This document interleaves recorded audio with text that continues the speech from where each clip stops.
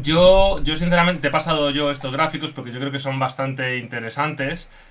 De hecho, he hecho un pequeño hilo en mi cuenta, ¿no? Sobre esto y digo yo, bueno, voy a pasárselo a Edu para que lo ponga hoy y lo podamos comentar un poco. Yo creo que lo más relevante es hablar un poco primero sobre el voto por renta, ¿no? Que en ese sentido, yo creo que lo que más nos puede llamar la atención es cómo, por ejemplo, sumar, pues no es tan competitivo como, por ejemplo, Vox o la derecha en esos deciles más de, digamos, de rentas más bajas. Quiere decir que el sumar es más competitivo entre las rentas más altas, o por lo que estamos viendo. También hay que recordar que esto es un gráfico que no tiene en cuenta la abstención, es decir, la abstención es, digamos, la que gana en las rentas más bajas. O sea, digamos que esto es la gente que ha votado, para que lo tengamos en cuenta, ¿no? O sea, que la primera fuerza, por así decirlo, de las rentas más bajas es la abstención, ¿vale? Pero bueno, partiendo de eso, vemos como la derecha, como Vox, en esos en esos deciles más bajos de renta, pues es bastante competitiva, ¿no? Yo creo que a mí me llama la atención y yo creo que es algo que deberían tener en cuenta, ¿no? Y evidentemente es los municipios más... la fuente es el diario, diario.es.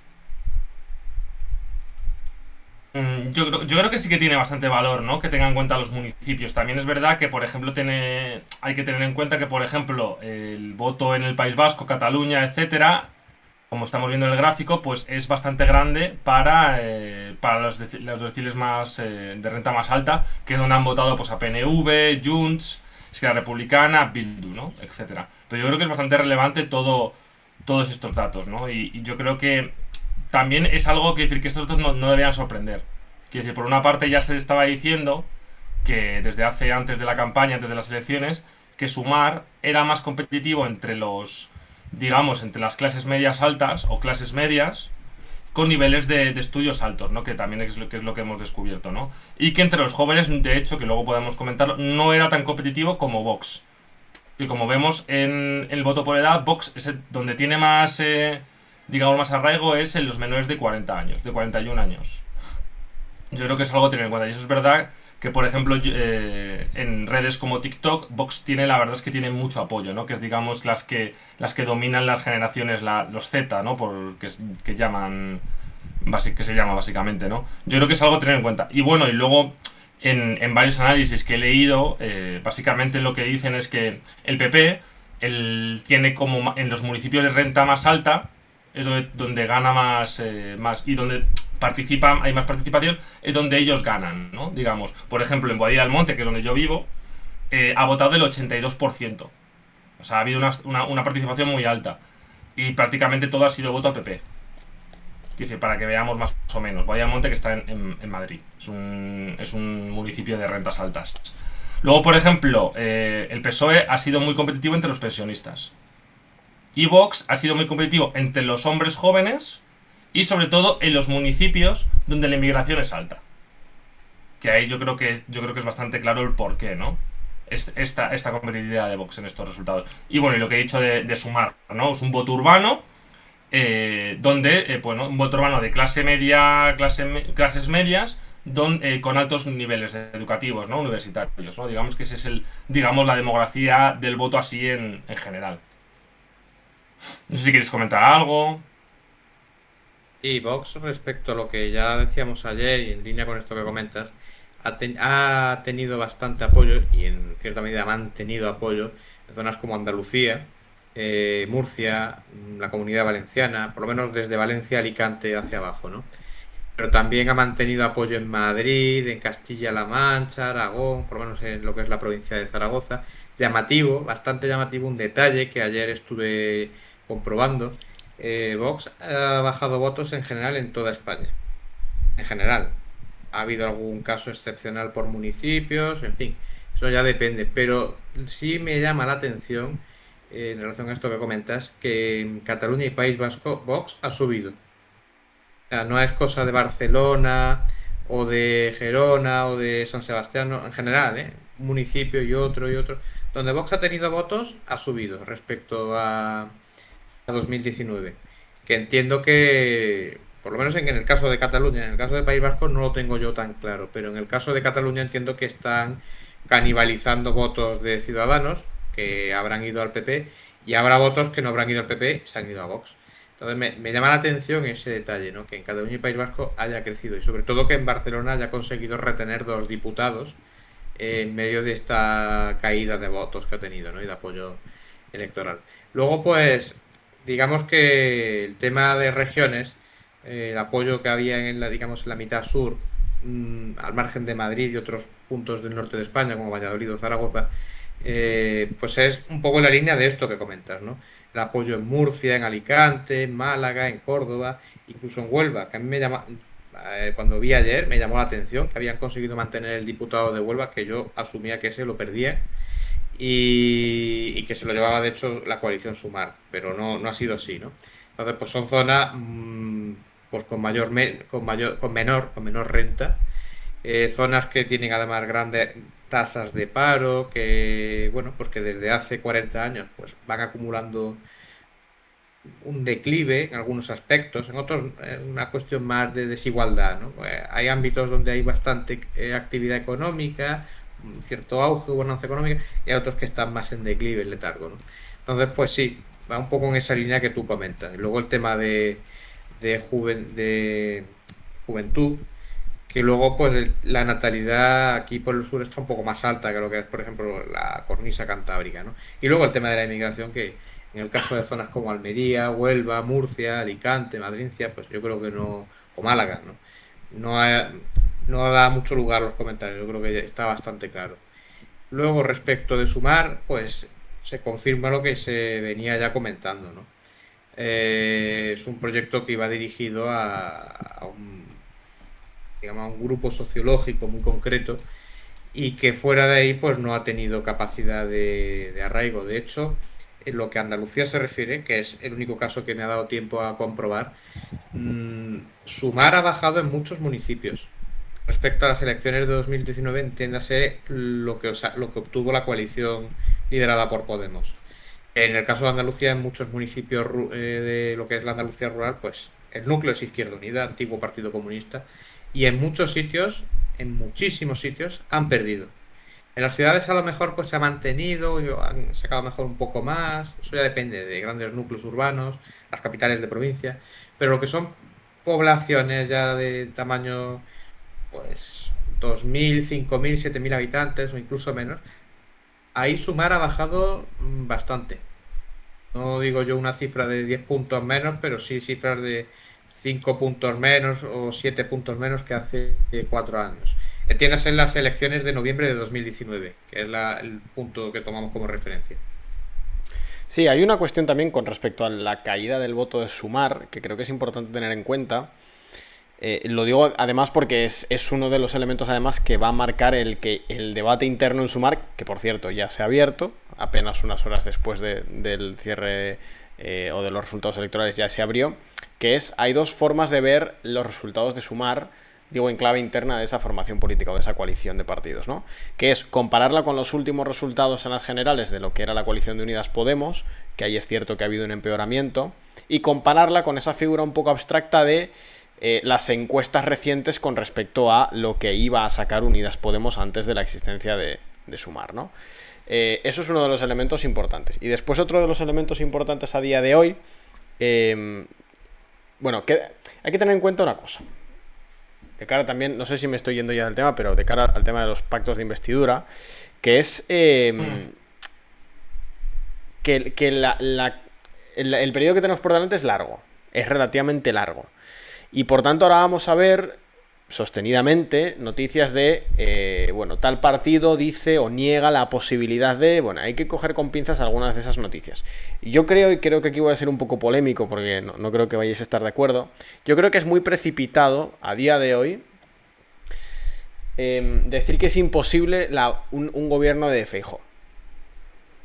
Creo que es un poquito precipitado. Ayer en el directo lo comentábamos, y es cierto, evidentemente, que es uno de los escenarios menos posibles, eso por supuesto.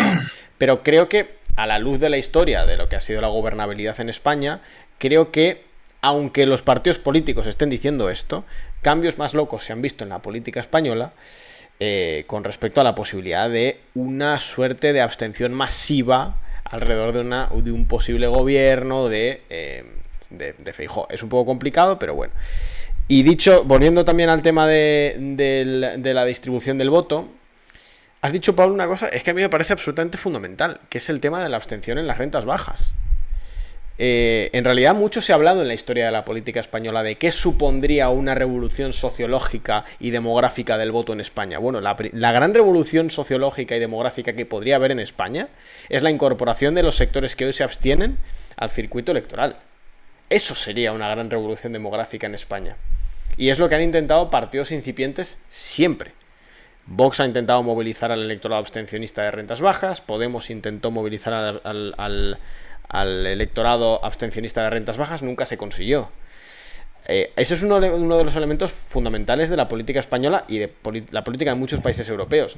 Si algún partido en algún momento de su historia consigue capitalizar el voto o consigue removilizar ese voto y sostenerlo en el tiempo, el sistema político español habrá cambiado radicalmente. Pero es que en estas elecciones además se vuelve a ver. Entiendo que no ha pasado con... O sea, la abstención no ha sacado más votos que el partido que más ha sacado, ¿no? Pero no sé. Estamos hablando de... ¿A qué te nos referimos? ¿A las rentas más bajas? No, en el grueso de la población. O sea, la abstención ha estado en el 30%. La abstención está en el 30%. Bueno, igual la práctica está muy cerca de PP y de PSOE. No lo sé, la verdad. No sé cuánto... No es un dato menor. Bueno, no, sí, miento, no, la supera. Porque de hecho creo que eran 15, yo escuché, creo que leía que eran 15 millones, 30%. Claro, no, es que de hecho suena. El 30% de PP y de PSOE se computa sin tener en cuenta la abstención. O sea, sobre los votos efectivamente emitidos. O sea que en realidad sí, la abstención es la primera fuerza política en España, pero esto lleva siendo así mucho tiempo. Y bueno, que tampoco es tan raro, quiere decir que en muchas democracias de Europa pasa también eso. Y un 70% de participación es un buen dato de participación. No. Eso desde luego, digo, pero la potencialidad política, y eso explica mucho de los discursos de algunos partidos incipientes a lo largo de la historia de España, que tiene ese abstencionismo, sobre todo el de rentas bajas, es importante, es muy importante. Esto que comentas del abstencionismo es interesante, Eduardo, porque digamos que en las elecciones generales, estamos hablando de ese marco electoral, ahí digamos que la abstención en los últimos 10, 20 años, salvo momentos puntuales, ha mantenido una estabilidad, que no ha habido un cambio de estas elecciones 10 puntos menos de abstención. Normalmente ha mantenido ahí una bolsa grande, si no del 20%, pues casi del 30%. Pero, por ejemplo, en elecciones regionales, ahí sí que ha habido un crecimiento progresivo desde los años 80, o por lo menos desde los años 90, de abstencionismo. Por ejemplo, en Andalucía ha habido tradicionalmente abstencionismo. Y en los últimos 15 años, diría yo, bueno, pues ha habido más de 30 puntos de abstención e incluso 40, o sea... Sí, 30 puntos de abstención e incluso 40 puntos de abstención. Las últimas elecciones estuvimos en torno al 40% de abstención en Andalucía, que no está mal. Y en el País Vasco y en Cataluña también ha crecido bastante la abstención, por poner ejemplo de dos regiones. Bueno, Madrid se mantiene más o menos estable, en fin. Sí que es verdad que ahí hay entiendo yo que la abstención es pues un rechazo del sistema político, de los principales partidos, ¿no? Y por tanto de la línea que se marca. En las generales, como digo, se mantiene estable, pero en las regionales sí que ha aumentado bastante en algunos casos en los últimos 10, 15 años. Mirad, para que podamos comparar, mira, me acuerdo yo me acuerdo de este dato que era bastante brutal. De junio de 2021, esto es de Francia. Más del 65% de abstención en las regionales francesas. 65% de abstención. Es una barbaridad. Una barbaridad, ¿eh? Sí, es una barbaridad. Hay que tener en cuenta también que ese abstencionismo, tanto en Francia como en España, hay sectores que se equivocan tremendamente en su análisis político al entender que es un abstencionismo organizado o que es un abstencionismo politizado. No lo es. en la No, mayoría de los casos, en esa mayoría no lo es. claro, En esa mayoría. salvo minoritarias excepciones de partidos muy minoritarios que ponen en cuestión la existencia misma del régimen de partidos, la mayoría de esa abstención es una abstención por desidia. Habría que ver, pero que al mismo tiempo es una abstención por desidia que puede ser capitalizada en muchas formas distintas y que su perfil de clase y su perfil, como hemos comentado, en el ámbito de la renta, podría dar alguna pista de hacia dónde se podría ir, sin sonar determinista, porque es cierto que ha habido muchos procesos políticos que han logrado atraer un voto, parcialmente el voto del abstencionismo de rentas bajas y se han ido a movimientos, por ejemplo, de lo que sería la derecha radical. Pero bueno, hay ese actor político, o más que actor, ese actor pasivo, una contradicción, ¿no? Un actor pasivo político en España tiene un potencial enorme. Mira, nos dice presuntamente que son 10.402.450 de abstención. Fíjate. Abstencionistas, realmente. Fíjate. Sí, un cuarto de la población, ¿eh? Bueno, de la población con derecho a voto no, pero un cuarto de lo que es la población del país. Es una barbaridad. Sí, es una barbaridad. Ya que También hablas de que abstencionismo organizado, hay gente que está, por lo que yo he estado viendo estos últimos 2 días, hay gente que está hablando mucho de esto en relación de Cataluña. Que ahí había no partidos, pero sí alguna que otra organización de carácter independentista, de estas que promovieron en su día el procés, que han promovido la abstención, ¿no? Yo ahí, por ejemplo, discrepo en el siguiente aspecto. No creo que haya sido un abstencionismo organizado, sino que, digamos, han sugerido la idea, pero que yo creo que ya se viene de eso, porque solo hay que ver las elecciones de las últimas que hubo en Cataluña en 2021, en fin, que se comentó mucho, ¿no? Eran las siguientes que había habido desde 2017, ¿no? Y la abstención fue enorme, creo que fue a votar, pues, un 50 y pico por ciento del electorado, o sea, que yo no veo que aquí, por ejemplo, se haya organizado tanto ese abstencionismo como que viene ya de una caída que viene ya de hace ya por lo menos 2-3 años. Sí, lo que comentábamos ayer, ¿no? Esa desafección por los partidos independentistas, por esas, digamos, promesas que se hicieron del referéndum, de la independencia de la República Catalana, que al final no se han traducido en hechos, sino más bien en que incluso están más lejos de su objetivo, diría yo. Yo creo que es más bien esa desafección, ¿no?, que ha habido hacia la política.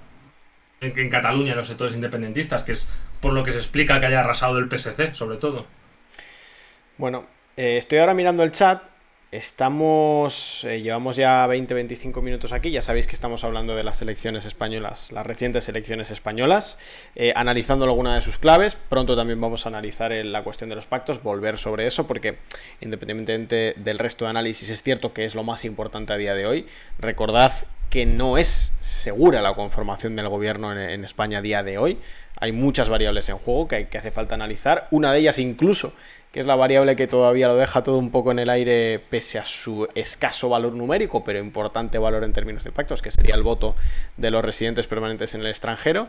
Pero bueno, mientras leo aquí vuestras preguntas, recordaros que podéis apoyar este proyecto, que podéis apoyar nuestra independencia, suscribiéndoos en la página web y también suscribiéndoos aquí en el canal de Twitch. Sabéis que hoy nos hemos puesto este objetivo de las 260 suscripciones, estamos apenas a 8 suscripciones nos faltan para llegar. Sabéis que podéis hacerlo con una suscripción directa aquí en el canal de Twitch, con una suscripción a través de Amazon Prime. Si sois usuarios de esa plataforma, tenéis el derecho de suscribiros a algún canal de Twitch, lo podéis utilizar aquí, y también regalando otras suscripciones. Hace poquito habéis hecho varias suscripciones, nos habéis ayudado a acercarnos a ese objetivo de 260. Bueno, sabed que ese apoyo económico que nos dais es fundamental para poder estar aquí casi todas las noches, ya sabéis, tratando todos los temas de la política internacional de forma plenamente independiente, y también obtenéis el derecho, claro, o Twitch al suscribiros os permite ver los directos sin anuncios, ¿sí? Los veríais sin anuncios, obtendríais acceso a una serie de emoticonos personalizados, de emblemas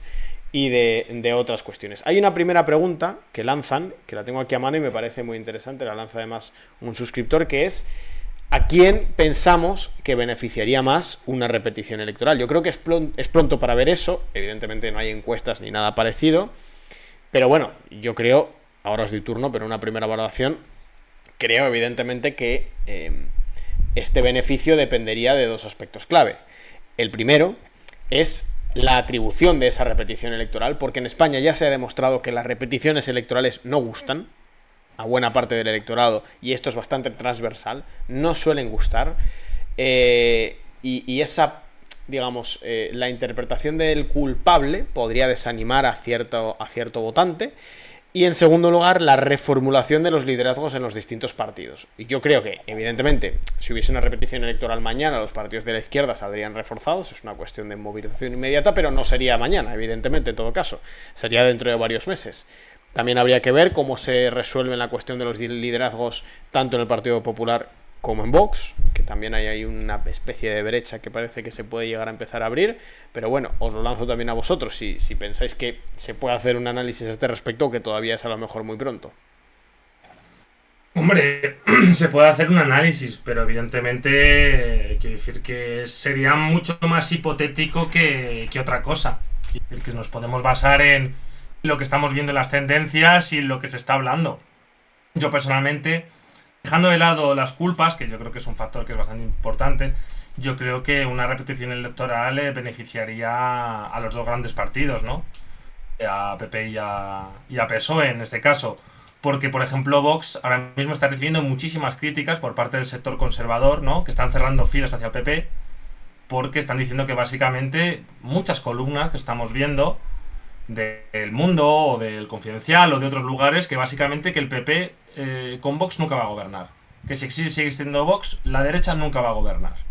Porque no tiene capacidad de ensamblar mayorías. Porque Vox es un muro para partidos como el PNV, que ya ha dicho que no, o evidentemente Junts, etcétera, ¿no? Al final es un partido que Vox que confronta demasiado con los nacionalismos periféricos, y sería una losa muy grande para estos partidos apoyar un gobierno donde estuviese Vox o incluso apoyado externamente. Más allá de eso, yo creo que el PSOE también se vería muy reforzado, ¿no? Por este resultado, ¿no? que ha sido una sorpresa para muchos y que ha reforzado profundamente a Sánchez. Yo creo que ha sido el gran ganador de estas elecciones, el Pedro Sánchez y PSOE. Y yo creo que Sumar perdería más votos, ¿no? En favor del PSOE. Todo también teniendo en cuenta cuál es la actitud de Sumar estos días, ¿no? Que es básicamente euforia. Euforia por haber resistido, a pesar de haber perdido 700.000 votos. Ahora mismo estamos escuchando otra vez los ruidos de sables entre Yone Belarra, entre Podemos y Yolanda Díaz, etcétera. Quiere decir que las tensiones dentro del conglomerado que Sumar siguen.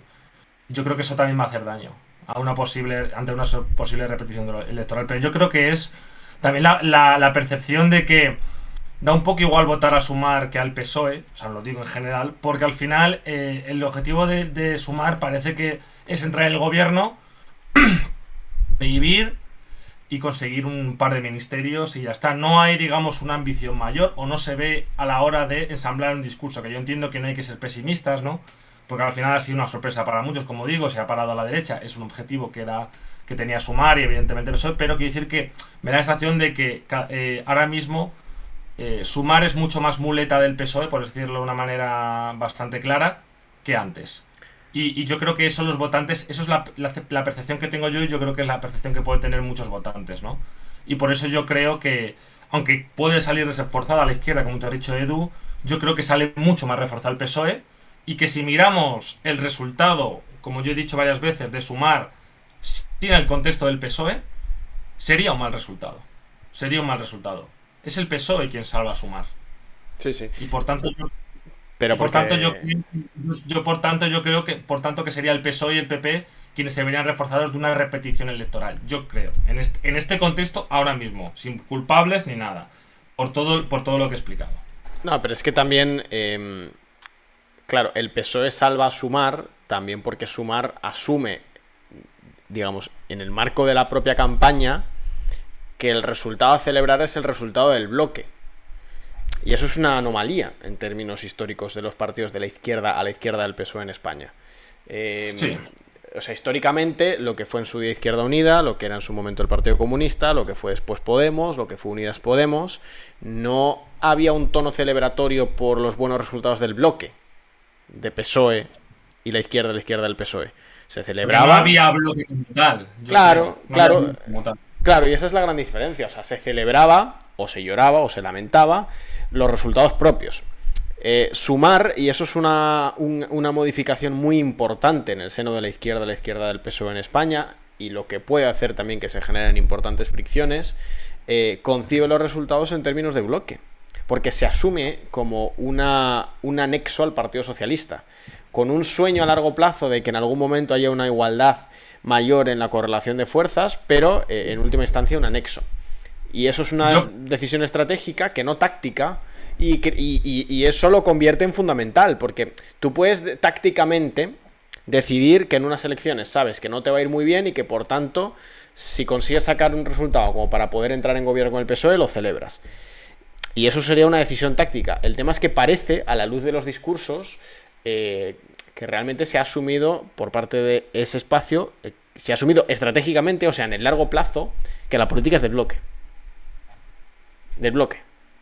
Y eso, bueno, es una modificación sustancial del espacio a la izquierda del PSOE, que puede generar fricciones muy importantes y que es, por ejemplo, lo que no ha asumido Vox. Por cierto, lo que no ha asumido Vox con respecto al PP. Lo que puede ser también la condena de Vox. Pero bueno.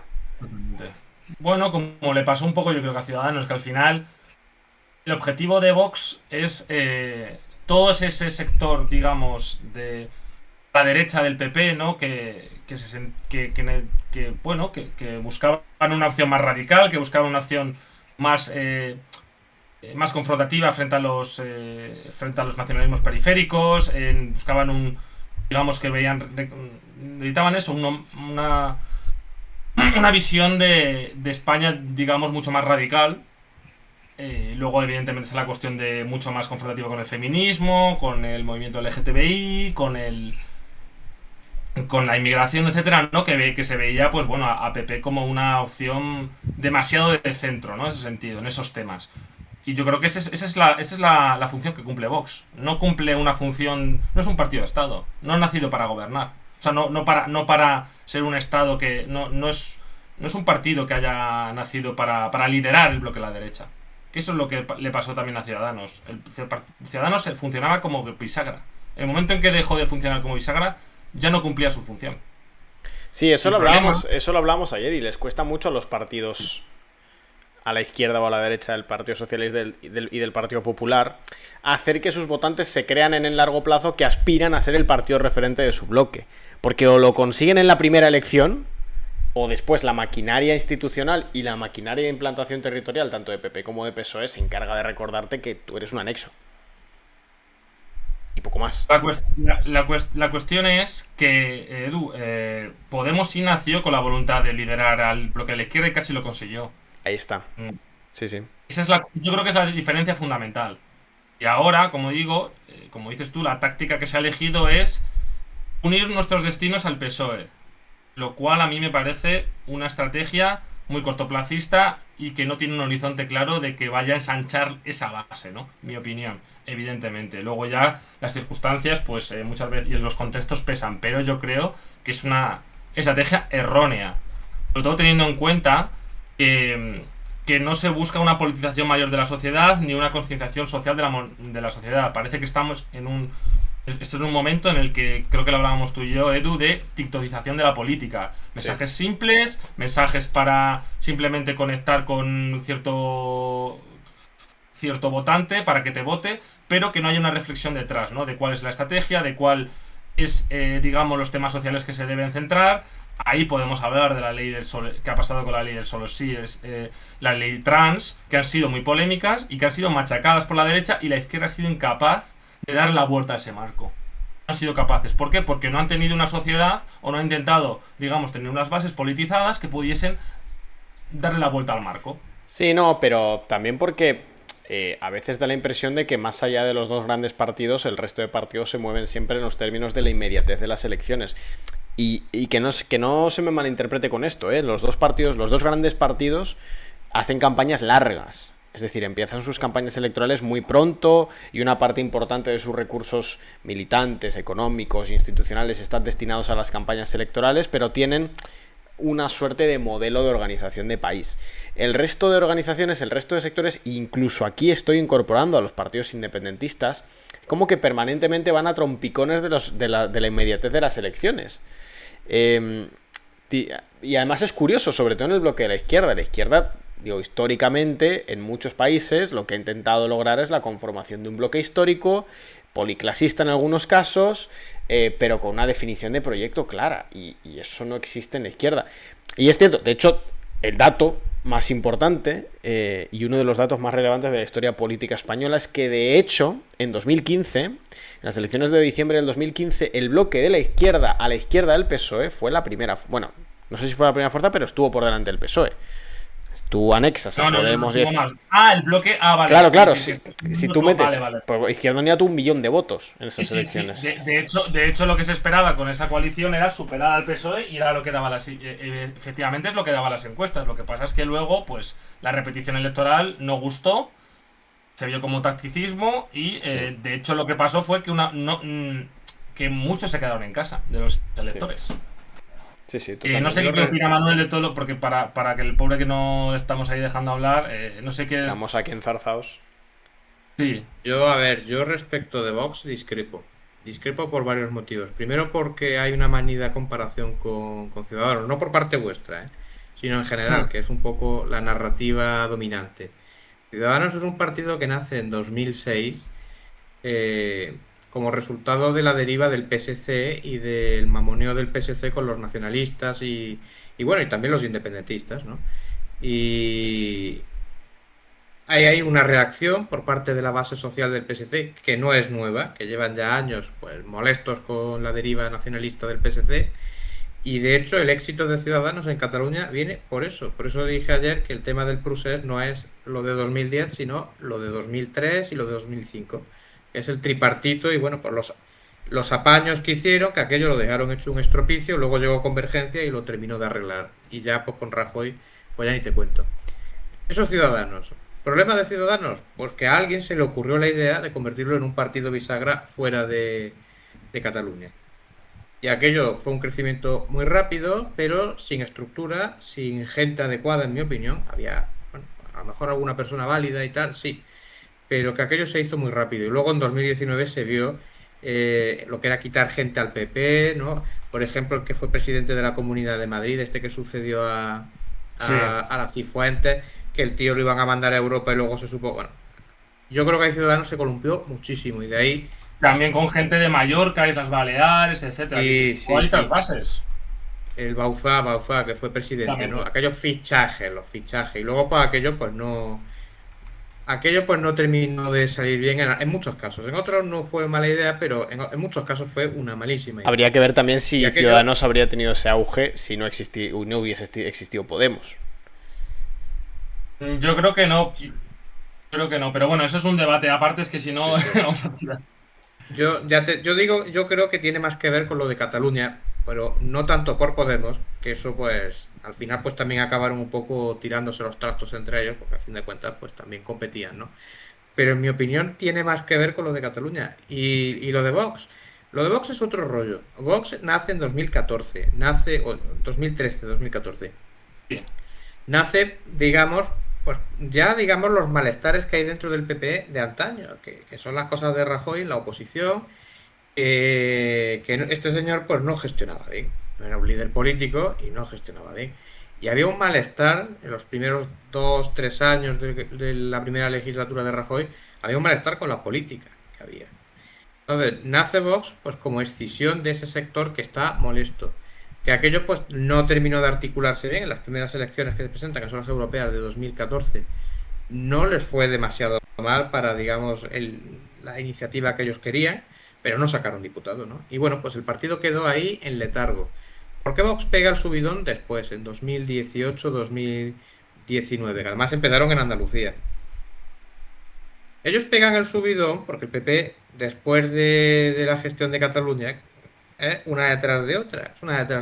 Y ya el golpe de gracia es, digamos, la traición, porque habían acordado los presupuestos generales de 2018, o 2019, perdón, y el PNV pues traicionó a Rajoy y apoyó a Sánchez y todo aquello, ¿no? Y aquello pues fue ya el golpe de gracia y el PP entró en una crisis interna acojonante, que ya sabemos cómo acabó con Pablo Casado y el hundimiento de 2019, ¿no? Y es en ese contexto cuando ya, digamos, hay un montón de gente que ya se va y con el apoyo que más de un medio de comunicación le dio a Vox, que de eso algún día habría que hablar, ese apoyo encubierto que le dieron de hablar de Vox cuando pasaron de la noche a la mañana de que se hablara de ellos en Forocoches a que se hablara de ellos en algunas cadenas de televisión, Solo antes de que medios de tuvieran... comunicación, también desde el propio PSOE, sobre todo. Sí, Bueno, el PSOE también, es verdad eso, gracias, es ¿no te un buen acuerdas? apunte. ¿No te acuerdas en. Mira, perdona por cortarte, ¿no te acuerdas en Sí, sí, sí, sí, Andalucía sí. que Susana Díaz confrontó mucho con Vox? Es decir, con Sí, el sí, objetivo de, sí. digamos, de movilizar ese miedo, etcétera. Y luego recuerdo que Sánchez no se quería presentar a los debates electorales si no estaba Vox. A pesar de lo que Sí, sí, decía la sí, sí, Junta sí, Electoral, que sí. como era extraparlamentario. Quiere decir que fue el PSOE quien aupó a Vox con el objetivo de dañar por una parte al PP y por otro azuzar, digamos, la movilización de la izquierda en su favor. Sí, sí, sí, sí, sí. No, no me he querido extender, pero sí, sí, que está eso ahí, ¿no? Yo creo que es un Entonces, detalle Vox importante. es un detalle muy importante a tener en cuenta. Entonces, ahí Vox, en mi opinión, tiene una cosa. Primero es voto del PP harto. El voto del PP que está harto. Y está harto del estilo de Rajoy y de ese tipo de gente, pero también están hartos del estilo de Casado. Y es gente que a día de hoy está harta, no, sino que es que no comparten ni de lejos lo que es el estilo de Feijóo. Luego, ahí viene una segunda oleada, que esto viene ya en las elecciones de noviembre, hablamos de las de abril, que es el primer subidón, ¿no? Que entran en el Parlamento con 30 y pico escaños. Luego viene la segunda subida, que es en noviembre. Ahí incorporan un montón de votantes de Ciudadanos muy cabreados por la gestión del partido. Que no es solo lo que se llegó a comentar, que no entraron en el gobierno con el PSOE, porque los que se fueron a Vox, desde luego, no querían ir al gobierno con el PSOE, ¿eh? No tiene que ver con eso, tiene que ver con la gestión que estaba haciendo el partido, los fichajes y algún que otro escándalo que salía, y en fin, mala gestión. Entonces, ahí se fueron. Y yo lo que planteo, que ese votante, el que se va a Vox, es un votante que no quiere, digamos, compromisos con el PSC, no quiere compromisos con el PSOE en política territorial, que son más cuestiones, ¿eh? No solo la política territorial, pues podemos hablar, si queréis, de energía, de infraestructuras, pero bueno, a lo que yo me refiero es a la política territorial, que es lo que movió a esta gente, ¿no? Y encima en un contexto complejo que es lo que quedaba todavía del Prusés, con el juicio en 2019 y las protestas que hubo en Barcelona. Y esa gente no van a votar al PP. O sea, la estrategia que están siguiendo los medios de comunicación, pues muy bien ellos, pero que no conocen a ese votante de Vox. Ese votante no va a votar al PP.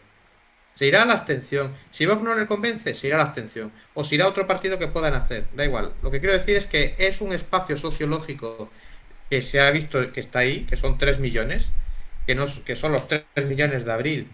Mm, Vamos, de abril no, de 2019 quiero decir. Que han bajado 600.000, pues habrán ido al PP o a la abstención, ¿eh? Quién La sabe también. abstención. Yo diría que O a la ha habido abstención. las dos cosas, ¿eh? Uy, le he dado una caja, perdón. Entonces, esa gente no va a irse al PP. A estos los pueden machacar, les pueden decir que por vuestra culpa tal, pero es que a ellos les da igual. Es que yo no comparto lo que dice el PP. En política territorial no lo comparten. No comparten lo que es la propia gestión política del PP. Y ahí pues está cosas como por ejemplo lo de Murcia. Murcia pues es una cuestión un poco de lo que al PP se refiere. Tampoco es que yo elogie lo que está haciendo Vox allí en Murcia. Pero el de Murcia es que está encabezonado, que no quiere ceder nada.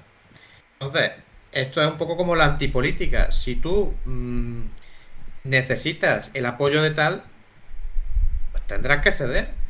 Ahora, que te apoyen puntualmente y que tú además establezcas cómo te tienen que apoyar, es la antipolítica. O sea, se puede negociar, pero tú no puedes ir así por la vida. Y esto lo sabe pues cualquier partido. Luego, a la hora de la verdad, no es tan complicado, porque en Extremadura, tanta historia, se conformaron con una consejería. Yo pensaba que iban a pedir muchas más cosas y que no iban a ceder. Con una consejería de bastante poco renombre, con pocas competencias y con un presupuesto que no es tampoco para tirar cohetes. Entonces, pues no había necesidad de tanto follón. No hay tanto problema en entenderse. Yo, en mi opinión, el problema que tiene el PP es el que decía ayer, que es un partido que, bueno, decías tú, Pablo, que Vox es un partido que no es de Estado, pero es que el PP, política de Estado, ¿cuál es? En política, por ejemplo, política exterior, que esto es interesante. ¿Cuál va a ser la política exterior de Rajoy, de Feijóo, si llega al poder? ¿Va a cambiar mucho con Ucrania o con Marruecos? Yo creo que no. No, porque básicamente Feijóo directamente es que no creo que tengan ningún interés en la política exterior. Lo digo ya así. O sea, no creo que lo que digamos las críticas que ha echado a Sánchez, ¿no? Justificadas en muy gran parte por el tema de Marruecos, es de ahora, de la campaña electoral. No es algo que haya sido. Es decir, que esto de Marruecos llevamos ya un año, sobre el cambio del Sáhara, y el PP se ha mantenido callado. Se ha mantenido callado. Ha habido un silencio tácito. Y luego en Europa y etcétera no creo. Y en Ucrania no creo que cambie nada. O sea, que no creo. Yo creo que será más o menos la continuidad, pero mucho menos. Con pocos impulsos. Ya dije en el programa del Política Exterior que la política exterior española se basa en los impulsos que tenga el presidente de turno. Y que al final no hay una continuidad clara y no hay una estrategia a medio y largo plazo. Y ese es uno de los grandes problemas que tiene España, claro. Y es que en muchas cuestiones, en política territorial, yo creo que no va a hacer cambios el PP, no va a hacer muchos cambios. La única cuestión esencial que sí veo yo que puede haber un cambio es que el PSOE, digamos que está atado, lo que es el PSOE fuera de Cataluña, está atado por las cuestiones del PSC, que es el partido hermano que tienen allí. Y muchas veces, por la política que hacen es un poco la política que les beneficia allí. Si no les beneficia, pues no la hacen. A Edu decía una cosa con la que quiero terminar. Decía antes que igual no estaba de acuerdo. Estoy de acuerdo contigo.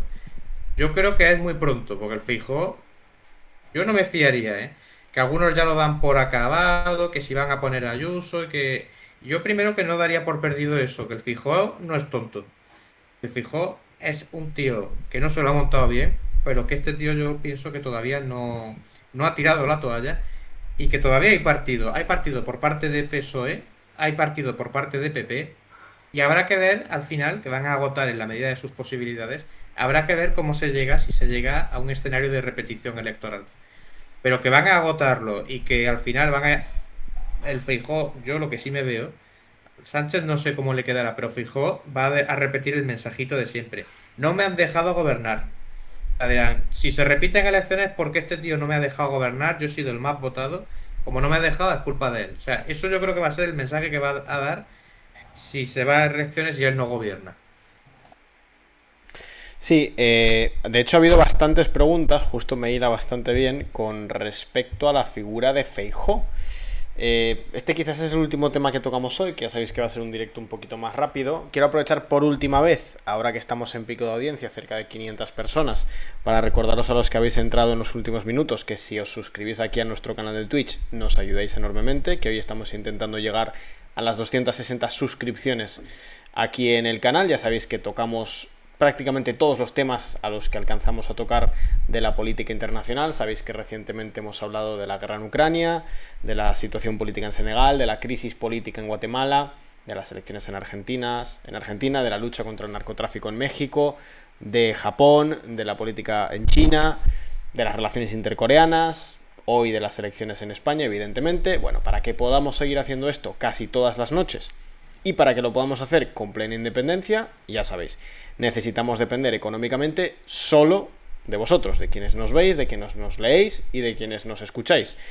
¿Cómo lo podéis hacer? Muy fácil, os suscribís aquí a nuestro canal de Twitch, ya sabéis, suscripción directa o suscripción a través de Amazon Prime si sois usuarios de esa plataforma, porque os da el derecho a suscribiros a algún canal de Twitch de forma gratuita a través de esa suscripción a esa plataforma que ya tenéis, o incluso regalando suscripciones a otras personas que estén aquí viendo el directo. Como digo, nos faltan ahora 5 porque habéis dado un par de suscripciones, os lo agradecemos enormemente. Nos faltan 5, solamente 5 suscripciones para llegar al objetivo de hoy, que son 260. Ya sabéis que nos marcamos objetivos tácticos de corto plazo en cada directo para poder seguir obteniendo ese apoyo económico, y luego de largo plazo nos vamos marcando otros objetivos. Bueno, pues el de hoy, ya digo, 260 para poder sostener este trabajo que venimos haciendo prácticamente todas las noches. Aprovecho también para deciros que obtenéis las ventajas de ver los directos sin anuncios, ventaja de los emoticonos personalizados, de los emblemas, y aprovecho también para recordaros algunos de los próximos directos. Mañana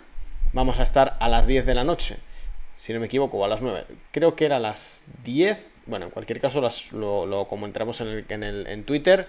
9 o 10 de la noche hablaremos de Turquía, en concreto de la figura de Erdogan. Haremos una especie de cronología de lo que ha sido Erdogan como dirigente político en Turquía, de su peso en la política nacional, de expectativas, de su etapa de gobierno, de su relación con otros grupos, bueno, de todo lo que ha sido Erdogan y Turquía, mañana por la noche. Y el jueves tenemos un directo temático, un directo de alguna forma histórico, con un invitado muy especial, con respecto a Haití, que además es un país que nos habíais pedido hace una semana cuando abrimos una pequeñita encuesta aquí de países que queríais que tocásemos.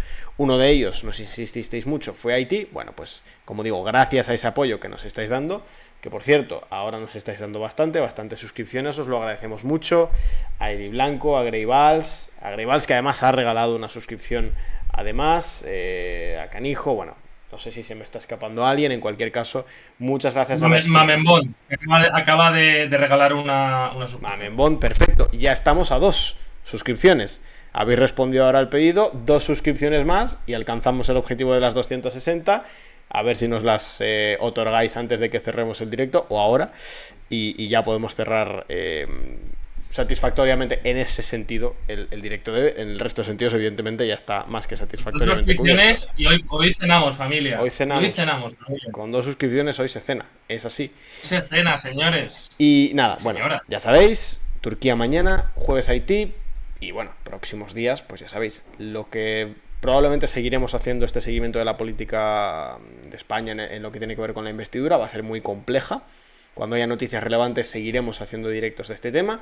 También ya sabéis que casi todas las semanas, si no todas las semanas, hacemos una actualización de la guerra en Ucrania.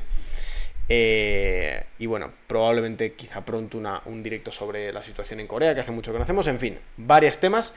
Y por cierto, podéis escribirnos ahora para quienes estáis suscritos, podéis escribirnos por aquí por el chat países o temas de los que quisierais que hablásemos. Así que ahora que estamos a un único suscriptor de alcanzar el objetivo de 260, retomo el hilo y respondo, o trato de que respondamos, a uno de los... ahora hemos llegado a los 260 con el regalo, obviamente no puede ser de otro, de Village. Muchas gracias, ya estamos en 260, gracias antes a Vichy que nos ha ayudado a llegar a 259, objetivo cumplido. Así que mañana con el directo de Turquía marcaremos un nuevo objetivo y esperamos contar con vosotros allí. Volvemos, como digo, al tema. Estábamos respondiendo a una pregunta con respecto a Feijóo, al liderazgo de Feijóo, porque había tenido lo que se ha llamado esta victoria un poco amarga, porque es cierto que algunas encuestas y algunos dirigentes, pocos, pero algunos dirigentes del Partido Popular planteaban incluso la posibilidad de una mayoría absoluta en solitario. La mayoría planteaba que iba a haber un muy buen resultado del Partido Popular por encima de los 145 diputados y que iban a dar los números para gobernar con Vox. Eso no ha sido así. Y ahora empieza a haber ruido de sables dentro del Partido Popular proveniente de figuras relevantes, incluso como Esperanza Aguirre, que empiezan a pedir el paso adelante de Ayuso. Ayer ya comentamos que Ayuso no lo vemos muy claro, su salida de Madrid, que consideramos que muy posiblemente va a querer quedarse ahí, pero yo no sé cómo veis, Pablo y Manu, la figura de Feijóo con lo que muchos analistas coinciden que ha sido una muy mala campaña por su parte. ¿Cómo podría encarar una repetición electoral o cómo podría encarar 4 hipotéticos años como líder de la oposición? Si le daría para acumular capital político para ganar en las siguientes, o bueno, para crecer lo suficiente como para poder formar gobierno. Si quieres, puedo empezar yo, Manu, y luego tú terminas, que además yo creo que Manu tiene cosas que decir porque ayer dijo cosas bastante interesantes sobre el tema de Feijóo. Nada, algo sencillo y... A ver, yo creo que la figura de Feijóo queda muy dañada. No lo digo yo, es que lo diré directamente, porque ha habido ahí bastantes mensajes supuestamente de Aznar en el privado criticando a Feijóo. Y luego, evidentemente, su figura queda muy dañada por parte de los medios de comunicación que le han estado, digamos, aupando y luego del liderazgo. Manu decía ayer que tampoco conecta con las bases del PP, solamente sería a lo mejor Ayuso, ¿no? Y conecta. Por eso también vimos los gritos de Ayuso, Ayuso en la sede del PP, y digamos que bastante sintomático de cuál fue cómo fue la reacción, ¿no? De los miembros del PP, ¿no? Que fue como unos segundos de silencio, estáticos, sin saber qué hacer. Creo que ahí hay algo, evidentemente. Y yo creo sinceramente que el liderazgo, si se puede llamar de alguna manera, de Feijóo es inoperante. Quiero decir, una campaña muy mala, basada en no aparecer. Y es que aunque aunque aparezcas y lo hagas mal, es casi mejor que no aparecer, porque da la sensación de que eres un líder débil. Luego, sin ideas. Las ideas básicamente de Feijóo y de la campaña del PP han sido las de derogar el sanchismo. Pero ¿qué es el derogar el sanchismo? Es básicamente quitar todas las medidas que han hecho el Partido Socialista. Entiendo que es eso, porque las formas son prácticamente las mismas, las del PP y el PSOE, en muchos casos. Quiero decir que es que no entiendo muy bien. Quiero decir, luego también, pues por ejemplo, figuras como Borja Semper, que ha sido un portavoz que sinceramente ha cambiado totalmente el discurso. Yo me acuerdo de Borja Semper, ¿no? Que iba básicamente de centrista, de moderado, de que bueno, que Bildu tenía que ser incorporada en la política, que había que pactar con ellos, y luego pues de golpe y porrazo, llamada y ETA, Bildu ETA, que te bote chapote. Quiero decir que es que no ha habido, digamos que no ha habido tampoco ninguna figura dentro del PP. Es que Manu también decía ayer, por eso quiero también escuchar a Manu, que dentro del PP no hay figuras importantes. ¿Qué figuras importantes hay dentro del PP? De verdad importantes. Líderes. Y sí que en el PSOE tenemos a Sánchez. Nos puede gustar más o menos, pero es un líder. Tenemos a Calviño, tenemos diferentes perfiles, pues, por ejemplo, Robles, Margarita Robles, la ministra de Defensa, que gusta a cierto sector, más de centrista de derechas. Pues hay cosas, ¿no? Que pueden aportar. Sí, nos comentáis Moreno Bonilla, es verdad, Moreno Bonilla, pero Moreno Bonilla, ¿qué clase de papel ha tenido esta campaña? Yo diría que prácticamente ninguno. Teresa Rivera también funciona bien, sí. Sí, un Robles calla, quiere decir, pero quiere decir que funciona. Funciona para ciertos votantes o ciertas. Pues bueno, ciertos votantes, efectivamente, nos puede gustar más o menos. Zapatero también ha hecho una gran campaña. En principio, ¿qué es eso? El PP, ¿qué ha tenido? A Cuca Gamarra, que no sabe hablar. Quiero decir, que es que Ayuso tampoco ha tenido un gran papel. De hecho, se nota también los resultados de Madrid, que han sido mucho peores. Que es que no ha habido dentro del PP. Es que yo creo que el que del PP es una buena limpia de cargos. De verdad, si quiere ganar unas elecciones. Más allá de apostar todo por el desgaste del sanchismo. Se ha visto que el sanchismo todavía está para quedarse.